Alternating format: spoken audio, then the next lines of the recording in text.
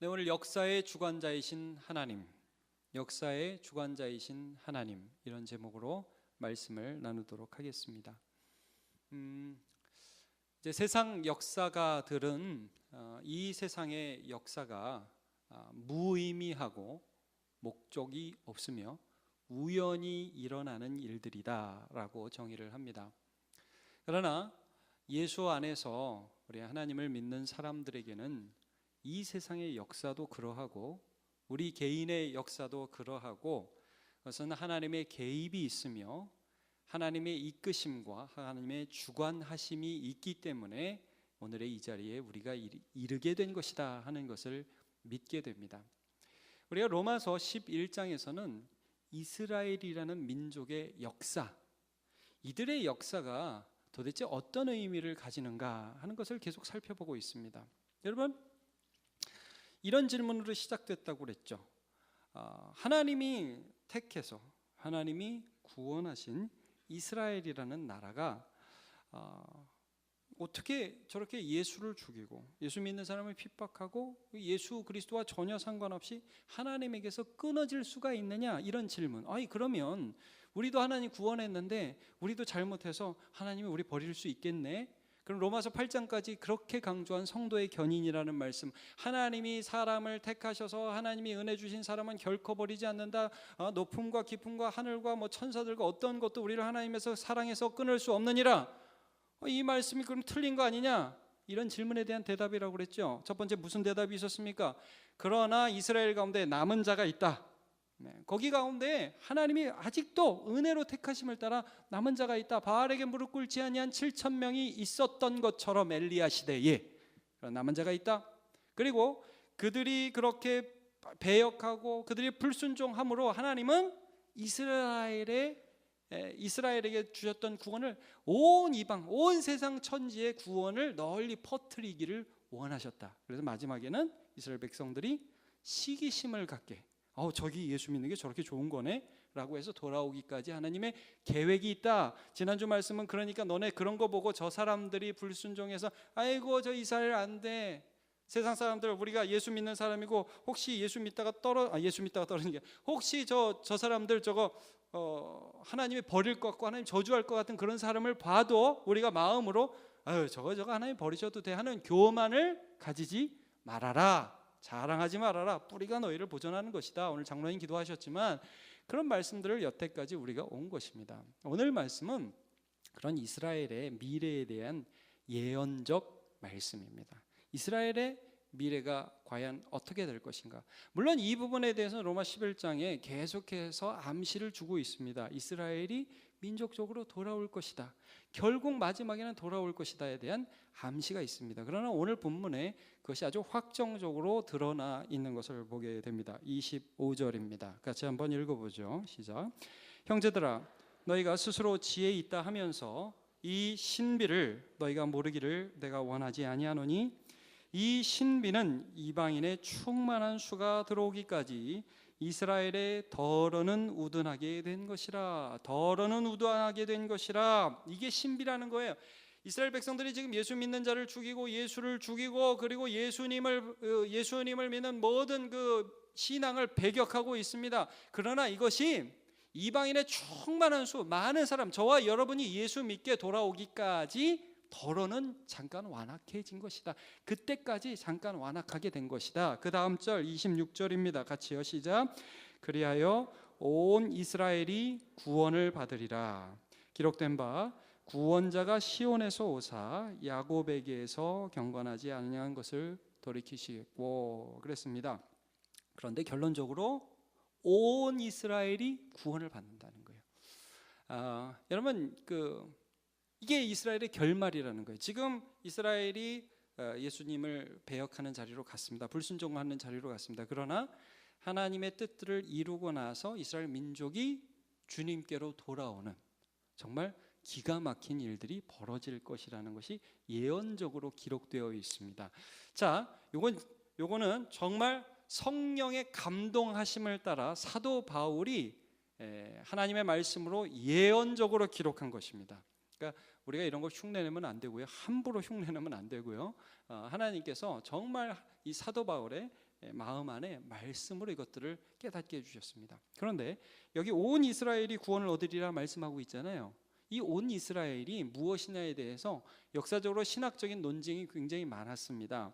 어떤 사람은 이 온 이스라엘은 이스라엘 민족을 가리키는 게 아니야, 하나님을 믿는, 예수님을 믿는 모든 사람을 가리키는 것이야 라고 주장했던 사람도 있고요.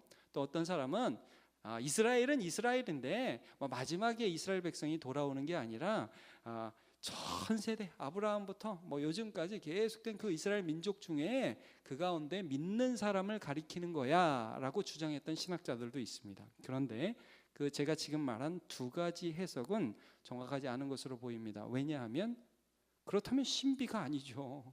너에게 신비를 말하노니 온 이스라엘이 구원을 얻으리라.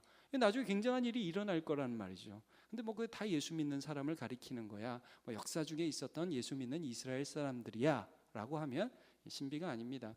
여기에서 말하는 온 이스라엘은 정말 말세에 이스라엘 민족들이 예수께 굴복하며 주님께 돌아오는 그런 일들이 있을 것이라는, 좀 우리가 봐도 정말 그런 일이 있을 수 있을까 하는 그런 놀라운 예언적인 말씀입니다.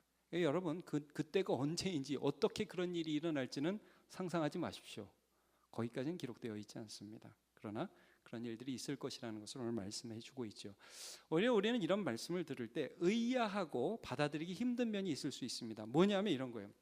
아니 어떻게 이스라엘 같은 민족이, 그렇게 예수를 죽인 민족이, 십자가에 못 박고 예수 믿는 사람 핍박하고 2000년 동안 마음이 강팍하고 완고해가지고 전혀 예수 믿지 않는 그 사람들을 하나님께서 되돌이킬 수 있겠는가? 이게 받아들일 수 있어요? 여러분 이스라엘이 구원 받을 것 같습니까? 그 나라 사람들이, 그렇게 완고한 사람들이? 그러니까 우리 입장에서도 이게 상상이 안 되고 이해가 잘 안 되는 거예요.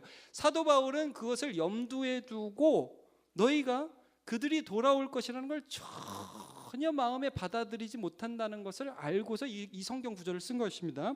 자, 28절을 한번 보십시오. 이스라엘이 어떤 사람인지를 사도 바울이 해석을 해줍니다. 같이 한번 읽어볼게요. 시작. 복음으로 하면 그들이 너희로 말미암아 원수된 자요, 택하심으로 하면 조상들로 말미암아 사랑을 입은 자라. 헷갈리지만 어려운 구절이 아닙니다. 여러분 복음, 예수 그리스도로 말미암아서 그들이 하나님의 원수가 되어서 복음이 증거됐죠. 온 세상에. 그 말씀하시는 겁니다. 복음으로 하면 너희로 말미암아, 너희를 위해서, 너희가 예수 믿게 하기 위해서 하나님과 원수가 된 자들이다. 그러나 택하심으로 하면, 그래서 하나님이 야 너네는 이제 이방인 예수 믿게 하려고 내가 너네 버렸어, 그런 민족이 아니라는 거예요. 택하심으로 하면 거기서 아브라함이 나왔고, 거기서 야곱이 나왔고, 거기서 이삭이 나왔다는 거예요. 하나님의 은혜가 그 민족을 통해서 나왔던, 우리가 지난주에 살펴봤죠. 처음 익은 곡식가루, 뿌리가 거룩한즉, 그러니까 하나님이 그 조상들을 통해서 은혜를 주셨던 그런 민족이라는 것을 말씀해 주고 계신 것입니다. 자, 이스라엘 백성들은 하나님의 사랑에서 제외된 민족이 아니다. 하나님, 그건 좀 심한 것 같은데요. 아니 그 사람들 예수 죽였잖아요. 우리 상식적으로, 여러분 정말 하나님이 예수를 죽인 이스라엘 백성들을 다시 구원하실까요? 그러셔도 됩니까? 아니 좀 너무 나쁜 짓을 하지 않았어요? 그런 짓을 한 사람은 버려야 되는 거 아닙니까? 우리 그런 생각이 들잖아요. 근데 바울 사도가 오늘 어떻게 보면 좀 충격적인 말씀을 하는 거예요. 야 너네 저런 사람도 구원하냐고 하나님께 지금 그렇게 질문하는 거니? 그래도 예수님을 죽인 건 너무 심하잖아요. 그런 민족, 교회를 핍박한 그런 민족, 지금도 얼마나 완고한데요. 그런 사람 구원해갖고 되겠어요? 너네 그렇게 하고 있니? 사도 바울이 어떤 말씀을 오늘 전해주고 있냐면, 너네나 유대인이나 비장파장이다, 이걸 말씀해주고 있는 거예요. 아니 그래도 우리가 좀 낫죠. 우리는 예수님은 안 죽였는데요. 그래도 우리가 좀 낫죠. 우리가 그렇게 강팍해요? 안 낫대요. 별로 나은 게 없다는 말씀을 해주고 계십니다. 자, 하나님은 그들을 보고 후회하지 않습니다. 29절 같이 읽습니다. 시작. 하나님의 은사와 부르시면은 후회가심이 없느니라. 내가 그들을 부르고 후회하지 않는다는 거예요. 자, 30절. 뭐가 너희와 이스라엘이 똑같냐? 아이, 다르다니까요. 똑같다. 아이, 다르다니까. 똑같다니까. 이거예요. 30절. 같이 한번 30절 읽어보겠습니다. 시작. 너희가 전에는 하나님께 순종하지 아니하더니 이스라엘이 순종하지 아니함으로 이제 긍휼을 입었느니라. 자, 잘 보시고 따라오십시오. 너희가 전에는 순종하지 아니하더니. 자, 오늘 저와 여러분이 예수 믿으셨습니다. 제가 물어보겠습니다. 여러분이 하나님께 순종을 잘하기 때문에, 제가 순종을 잘하기 때문에 저는 목사 되고 여러분 성도 되셨습니까?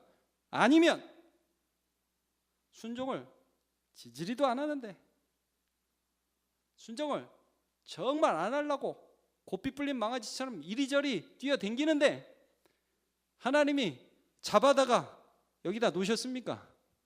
전자입니까? 후자입니까? 전자라고 말하고 싶죠. 네, 그렇다고 하고 싶죠. 저도 그렇다고 하고 싶습니다. 근데 여러분, 여기서 뭐라고 말씀하냐면 너희가 전에는 하나님께 순종하지 아니하더니. 자, 너네가 긍휼을 얻은 게 순종해서가 아니라는 거 기억하고 있니? 근데 이스라엘이 순종하지 아니함으로 너희가 긍휼을 입었다. 이스라엘 백성들이 예수를 죽임으로, 이스라엘 백성들이 예수를 거부함으로, 예수 믿는 자를 잡아 죽임으로 그 은혜가 너희에게까지 퍼져왔다는 것을 말씀합니다. 그런데 너희는 그러니까 괜찮아서 구원받는 게 아니라는 거예요. 너희도 순종하지 않았는데 구원받았다는 거예요. 근데 저들이 지금 순종하지 않았어요. 자, 그 다음 구절을 한번 볼게요. 31절. 이것도 큰 소리를 읽어봅시다. 시작. 이와 같이 이 사람들이 순종하지 아니하니 이는 하나님이 너희에게 베푸시는 긍휼로 이제 그들도 긍휼을 얻게 하려 하심이니라. 여러분, 이거예요. 지금 이스라엘 백성들이 순종하지 않아요. 그러니까 막대 먹은 인간들이란 말이에요. 누가 봐도 정말 완고해요. 누가 봐도 저 사람들은 저 구원하면 안 될 것 같은 사람이에요. 근데 우리한테 이렇게 말씀하시는 거예요. 우리가 막 열내면서 하나님, 그래도 쟤들은 안 됩니다. 쟤들은 버리셔야 됩니다. 저런 인간은 구원받으면 안 됩니다. 막 하나님께 막 성질내고 있을 때에, 야, 너는 그러면 괜찮아서 구원받았냐? 이렇게 말씀을 해주시는 거예요. 아니요. 그래, 아닌데요? 그래? 내가 너를 구원했던 그 긍휼로 이스라엘도 나중에 그 긍휼로 구원할 것이다. 이걸 말씀해 준 거예요. 예, 여러분, 우리가 잘해서 구원받는 자가 아닌 거 여러분 믿으시죠? 근데 이게 갑자기 남 얘기가 되면 굉장히 그 강도가 높아져요. 저 사람은 저거는 하나님이 사랑할 수 없어. 근데 그렇지 않다는 것을 말씀해 주고 계신 것입니다. 예전에 김기동 목사님이라는 분 얘기를 잠깐 했었는데, 이분이 예수 믿을 때 이런 일이 있었다는 거예요. 예수 믿을 때에 처음에는 본인이 예수를 믿는 것을 이해하지도 못했고, 특별히 자기 아내가 예수를 열심히 믿는 게 너무 못마땅했어요. 그러니까 가끔 교회를 나가주기는 했지만, 그러나 예수를 믿는 게 뭔지도, 또 하나님을 사랑하는 게 뭔지도 몰랐습니다. 하루는 주일이 돼서 교회를 가야 하는데 자기는 리조트로 놀러 가기를 원했고 아내는 교회를 가기를 원해서 서로 티격태격 싸우다가 차에 타면서 그래, 교회 갈게 말하고 차에 타서 교회 쪽으로 틀지 않고, 운전자가 자기니까 이제 놀러 길을 딱 고속도로에 오른 거예요. 그러니까 이제 아내가 얼마나 화가 났겠어요. 자기는 마음을 완고하게 딱 먹고 나 오늘 놀러 가지, 뭐 하나님도 뭐 그 정도는 봐주겠지. 그러고 가는데 이제 중앙선 넘어서 차가 오면서 정면 충돌을 하게 됩니다. 근데 이제 가족이 다 죽지는 않았어요. 이때 이분이 하나님이 살아계시구나, 또 하나님이 나를 치셨구나, 하나님이 나를 부르시는구나. 여러분, 굉장히 하나님의 워미하심과 준엄하심을 느끼면서도 뭘 느꼈냐 하면 이런 걸 느낀 거예요. 하나님이 나를 부르시는구나 하는 걸 느낀 거예요. 여러분, 이거예요. 우리 입장 바꿔서 한번 생각해 봅시다. 저와 여러분이 하나님이고 부부가 있는데 남편이 맨날 아내 교회 못 가게 힘들게 해요. 어느 날, 주일날, 하나님입니다. 저와 여러분이 잠깐 하나님 입장에서 보는 겁니다. 어느 날 이 부부가 둘이 막 싸우더니 교회 가기로 하고 이 남자가 차를 타가지고 딱 고속도로로 틀어요. 제가 하나님이면 그 남자만 싹 어떻게 해버리겠습니다. 야, 너 그리고 온 세계로 그 다음에 나머지 가족은 모두 건강하게 함으로 주의를 지켜야 된다는 걸 가르쳐 주겠습니다. 제가 하나님. 이런 생각이 사람의 생각이죠. 근데 이분이 뭘 느꼈냐면 지금 하나님이 나에게 은혜를 줄 타임이 아무리 생각해도 아니라는 거예요. 자기가 볼 때는 지금은 하나님이 나를 죽여야 할 때라는 거예요. 근데 죽여야 할 때 하나님이 은혜를 주셨다는 거예요. 그래서 자기를 부르고 있다는 걸 느꼈어요. 그래서 교회를 나가기 시작했어요. 여러분 참 이상해요. 하나님이 우리를 부르는 때는 내가 괜찮을 때가 아닙니다. 절대 아닙니다. 하나님이 우리를 부를 때는 오늘 본문과 같이 우리를 순종하지 않음에 가두어 두셨다가, 그게 우리 인간의 역사라고요. 순종하지 않음에 가두어 두시고 내가 연약한 때에 가두어 두시고, 그리고 그때에 내가 긍휼을 받을 수 없는데 라고 생각하는 그때 하나님이 긍휼을 주신다는 말씀이에요. 이게 놀라운 거죠. 인간의 이해로는 이해할 수 없어요. 그래서 오늘 비밀, 신비라고 말씀한 거예요. 이게 그대로 기록되어 있어요. 여러분 가끔 이럴 때 있죠. 성경을 읽기는 읽는데 뭔 소리인지 모를 때. 이게 인간의 생각과 하나님의 생각이 달라서 그래요. 오늘 본문도 여러분 인간적 생각을 가지고 100번 읽어보십시오. 이해 안 갑니다. 이건 하나님이 어떤 분이신지를 알 때에만 이해할 수 있습니다. 하나님은요 긍휼을 베풀지 않아야 될 때 긍휼을 베푸신다니까요. 하나님은 마땅하지 않고 합당한 자에게 은혜를 베푸신다는 것입니다. 그러니까 인간 역사는 아까 처음에 제가 이런 말씀 드렸잖아요. 왜 사람들이 인간 역사가 무의미하고 무목적적이고 우연이라고 말씀을 합니까? 하나님을 모르니까. 그래서 여러분 대부분의 역사가들이나 또 실존적인 그런 소설들을 보면 결말이 불행할 수밖에 없어요. 왜 그렇겠습니까? 하나님을 모르는데, 거기에 하나님의 개입이 없는데. 그들도 알거든요. 인간의 삶은 그것 자체로는 불행으로 끝날 수밖에 없다. 근데 거기에서 하나님의 은혜가 부어지는 것입니다. 여러분 오늘 9절에 32절이 너무너무 소중한 구절입니다. 32절 한번 같이 읽어보겠습니다. 시작. 하나님이 모든 사람을 순종하지 아니하는 가운데 가두어 두심은 모든 사람에게 긍휼을 베풀려 하심이로다. 놀라운 말씀입니다. 정말 놀라운 말씀입니다. 여러분 이 구절 정말 웃깁니다. 제가 이 구절 아무리 봐도 이 말이 안 되는 구절입니다. 여러분 한번 그 뒤에 부분 빼고 앞에만 읽어볼게요. 하나님이 모든 사람을 순종하지 아니하는 가운데 가두어 두심은, 자 뒤에 부분 안 보면 여러분 그 다음 무슨 구절이 와야 될 것 같아요? 하나님이 모든 사람을 순종하지 않은 가운데 가두어 두심은 그들을 멸망시키려 하심이라. 그래 말은 그래야 맞잖아요. 그렇죠? 하나님이 모든 사람을 순종하지 않은 가운데 가두어 두심은 모든 사람을 지옥에 보내게 하려 하심이라.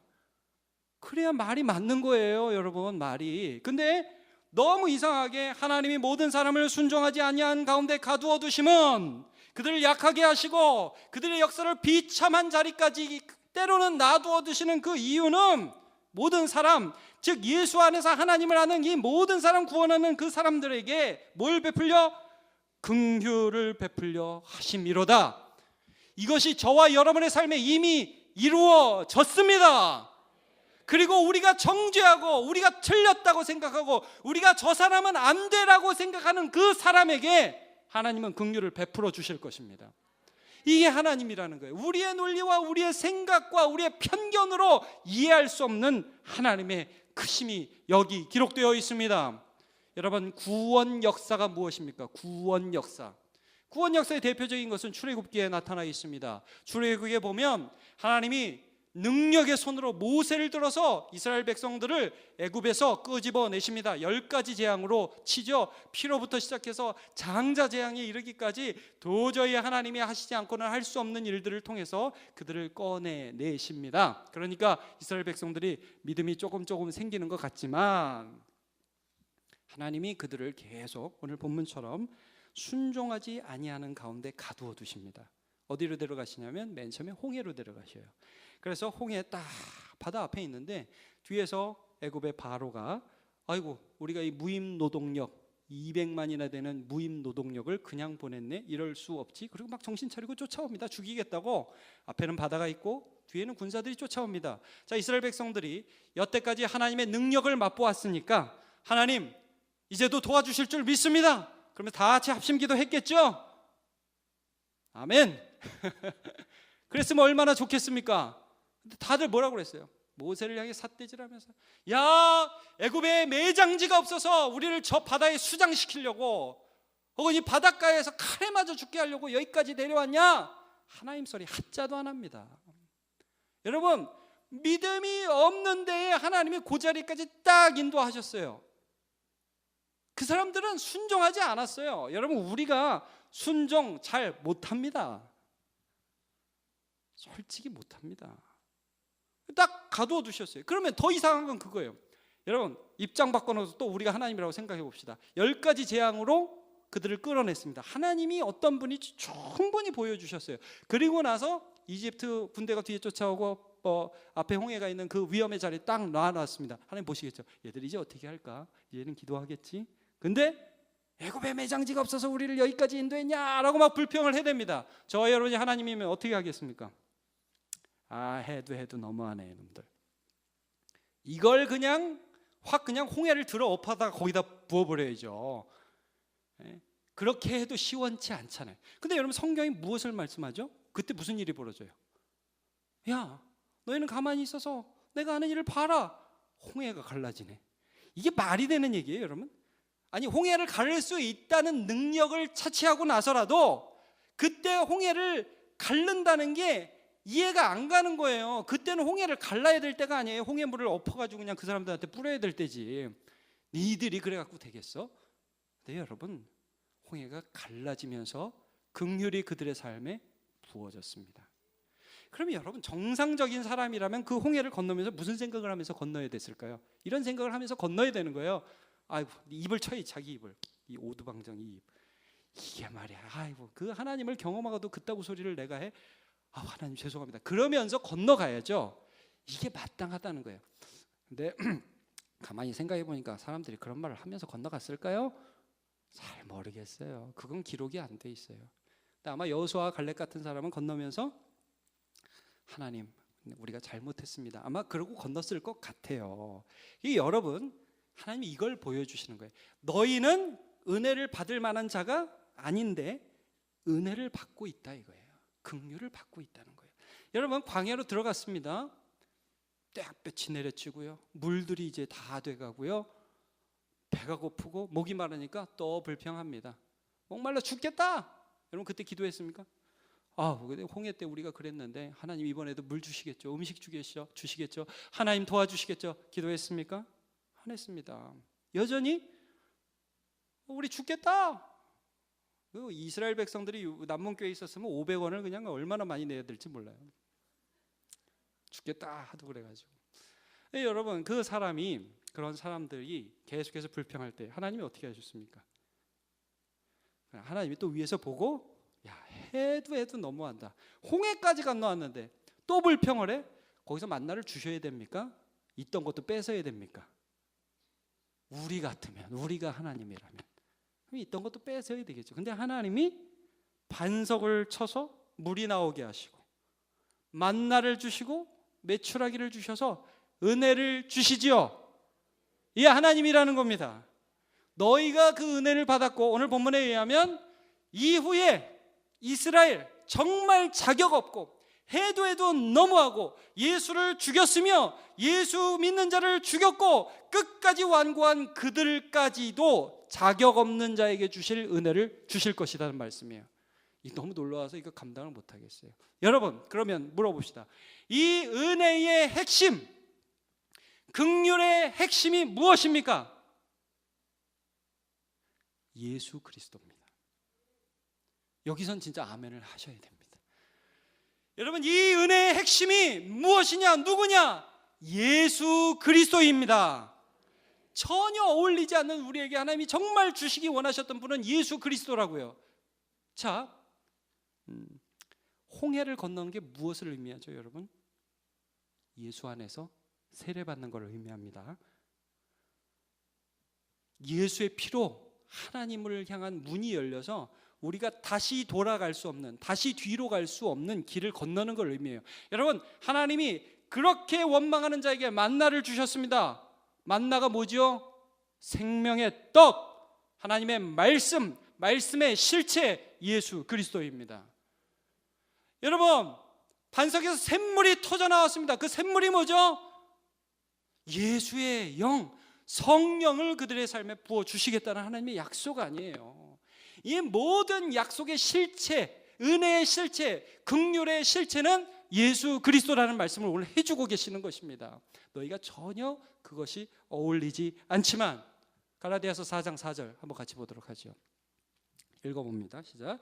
때가 참에 하나님이 그 아들을 보내사 여자에게 나게 하시고 율법 아래 나게 하신 것은, 자, 때가 찼습니다. 어떤 때가 찼냐 하면 모든 사람이 죄인이라는 것이 증명되는 역사의 사건들과 결과들이 예수님 오실 때는 충분히 증명이 됐다는 말씀입니다. 인간이 그렇게 괜찮지 않다는 게 역사 속에 증명이 됐다는 거예요. 여러분, 우리가 살면 살수록 40이 되고 50이 되고 60이 되고 살면 살수록 우리가 괜찮은 사람이 증명이 됩니까? 우리가 안 괜찮은 사람이라는 게 증명이 됩니까? 여러분, 솔직하게 알 수 있습니다. 솔직하게 우리가 대답할 수 있습니다. 시간이 지나면요, 우리가 의인이라는 게 증명되지 않습니다. 우리가 죄인이라는 게 증명이 돼요. 역사 속에서도 그랬어요. 그런데 때가 차니까 하나님이 누구를 보내셨어요? 아들 예수 그리스도를 보내셨다는 거예요. 그를 통해서 은혜를, 모든 은혜를 우리에게 주시기 시작하셨다는 것입니다. 여러분, 삭개오라는 한 사람이 자기가 얼마나 나쁜 인간인지가 인생 속에서 증명이 됐어요. 세리장이었어요. 돈만 좋아했습니다. 민족들 착취하는 거 아무런 신경 쓰지 않았습니다. 그런데 그가 너무너무 비참해서 불순종하는 자리에 딱 그 끝자락에 와 있을 때 예수님이 자기 앞에, 자기 동네에 온다는 소식을 듣고 너무 예수님 만나고 싶어서 돌감람나무 위에 올라가죠. 그때 예수님이 그를 향해서 오셨습니다. 여러분, 물론 삭개오도 예수님을 찾았지만 그러나 예수님이 삭개오에게 오신 것입니다. 야, 오늘 내가 너네 집에 유하여야 하겠다. 그의 삶에 예수라는 은혜가 들어오기 시작했어요. 그러니까 순종하지 못하는 자가 순종이 시작됐다는 거예요. 여러분, 저와 여러분이 하는 순종은 이런 거 아닙니다. 어떤 거? 하나님 위해서 제가 이것저것 하겠습니다. 하나님 위해서 내가 요거 하겠습니다. 이 순종 아닙니다. 순종이란 무엇이냐? 자격 없는 자의 삶에, 도저히 하나님을 기대할 수 없는 삶에 예수께서 오셔서 그가 내 안에서 사시는 것을 순종이라고 하는 거예요. 그 예수께서 내 입에서 말씀을 하시고 그 예수께서 내 손을 통해서 하시는 것을 순종이라고 하는 거예요. 그게 삭개오의 삶에 나타나기 시작했어요. 여러분, 가늠하다가 현장에서 잡힌 여인이 예수님 앞에 끌려왔습니다. 가늠하다 현장에서 잡혔어요. 자기 인생이 얼마나 음란한지가 증명되었습니다. 근데 예수님이 그때 많은 사람들을 향해서, 야, 너희 중에 죄 없는 자가 먼저 돌로 치라. 다 갔습니다. 그녀의 삶의 끝자락에서 예수님이 은혜로 들어왔어요. 너 가서 다시는 죄를 범하지 말라. 예수님의 말씀이 역사하시자 죄를 이기기 시작하는 것입니다. 여러분, 하나님이 절망적인 우리의 삶에 주신 최고의 선물은 예수 그리스도이십니다. 하나님이 세상을 이처럼 사랑하사 누구를 주셨습니까? 독생자를 주셨습니다. 이는 누구든지 저를 믿는 자마다 이전에 했던 멸망들을 다시는 경험하지 않고 영생을 얻게 하려 하심이라. 이 말씀이 이루어지는 저와 여러분 되시기를 예수님의 이름으로 축복합니다. 우리 오늘 그 본문 바로 앞에 몇 절을 보시냐 하면 23절을 한번 같이 봤으면 좋겠습니다. 23절 바로 앞입니다. 오늘 본문 앞에 23절 같이 한번 읽어봅시다. 시작. 그들도 믿지 아니하는데 머무르지 아니하면 접붙임을 받으리니 이는 그들을 접붙이실 능력이 하나님께 있음이라. 구원할 능력이 하나님께 있음이라. 나의 입술을 변화시킬 능력이 하나님께 있음이라. 저런 사람도 구원할 능력이 하나님께 있음이라. 그런 능력의 하나님을 믿고 나의 역사, 이 세상의 역사는 허무한 대로 끝나게 돼 있습니다. 그러나 거기에 하나님이 긍휼을 베푸시는 끝자락에서 긍휼을 베푸시는 그 하나님이 예수 그리스도의 은혜를 부어주실 때에 새로운 하나님의 은혜가 시작된다는 것을 믿고 경험하는 저와 여러분 되시기를 예수님의 이름으로 축원합니다. 다 일어나서 함께 찬양합시다. 내가 주인 삼은.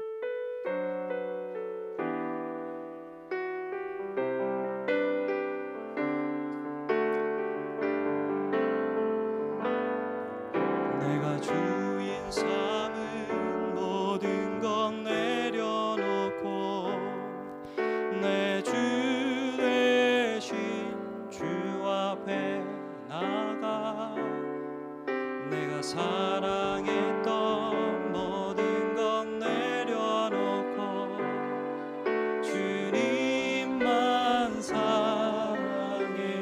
내가 주인 삼은 모든 건 내려놓고 내가 주인 삼은 모든 건 내려놓고 내 주 대신 주 앞에 나가 내가 사랑했던 모든 건 내려놓고 주님만 사랑해. 주 사랑 거친 풍랑에도 주 사랑 거친 풍랑에도 깊은 바다처럼 나를 잠잠케 해. 주 사랑 내 영혼의 반석 그 사랑 위에서. 우리 한 번 더 찬양합시다. 내가 주인 삼은 모든 것 내려놓고 내가 주인 삼은 모든 것 내려놓고 내 주 대신 주 앞에 나가 내가 사랑했던 모든 것 내려놓고 주님만 사랑해. 우리 주님의 사랑이 우리의 삶의 거친 풍랑에도 우리를 잠잠케 하실 것입니다. 거친 풍랑에도 깊은 바다처럼 나를 잠잠케 해. 주 사랑 내 영혼의 반석 그 사랑 위에. 우리 하나님의 사랑이 우리의 손을 들어서 같이 주 사랑 거친 풍랑에도 주 사랑 거친 풍랑에도 깊은 바다처럼 나를 잠잠케 해. 주 사랑 내 영혼의 반석 그 사랑 위에. 우리 한 번 더 주님의 사랑을 노래합니다. 주님의 강권적인 역사 가운데 우리를 찾아오시는 그 사랑이 하나님 우리를 잠잠케 하실 것입니다. 나를 잠잠케 해. 주 사랑 내 영혼의 반석 그 사랑 위에 서리. 아멘. 주 사랑 거친 풍랑에도 깊은 바다처럼 나를 잠잠케 해. 주 사랑 내 영혼의 반석 그 사랑 위에 서. 우리의 마음을 담아서 찬양합니다. 주 사랑 거친 풍랑에도 주 사랑 거친 풍랑에도 깊은 바다처럼 나를 잠잠케 해. 주 사랑 내 영혼의 반석 그 사랑 위에 서리.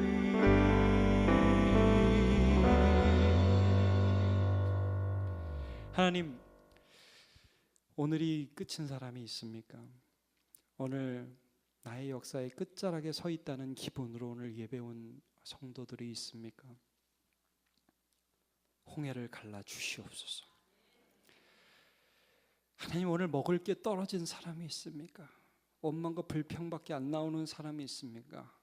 하나님, 오늘 마실 물이 없어서 너무너무 답답하고 갈급한 영혼이 있습니까? 주여, 만나를 내려 주시옵소서. 반석에서 물을 터지게 하여 주옵소서. 나의 끝에서 하나님의 역사가 시작되게 하여 주옵소서. 그게 구원임을 내 인생이 증명하게 하여 주옵소서. 하나님, 우리 가족에, 이 나라에, 우리 교회에 우리는 날마다 끝을 경험하고 있습니다. 더 이상 한 발자국도 못 나갈 것 같은 답답함을 경험합니다. 그러나 하나님, 예전에도 그렇게 하셨던 것처럼 오늘도 주님께서 사막의 강을 내시고 광야의 길을 내시고 하나님의 긍휼이 내가 예상치 못한 시간에 내가 예상치 못한 방법으로 임하여지게 하여 주옵소서. 하나님, 긍휼만을 의지하고 교만치 않은 주의 백성 다 되게 하여 주옵소서. 구원은 하나님께 속하였습니다. 오늘도 우리가 생각하기에 저 사람은 구원 못 받을 거야, 저 사람은 하나님이 버렸어, 저 사람은 안 되라고 하는 수많은 사람이 있지만 하나님의 주권에 의지하여 기도하오니 하나님의 방법으로 하나님이 긍휼을 베풀어 주옵소서. 하나님을 찬양하며 예수님의 이름으로 기도합니다. 아멘.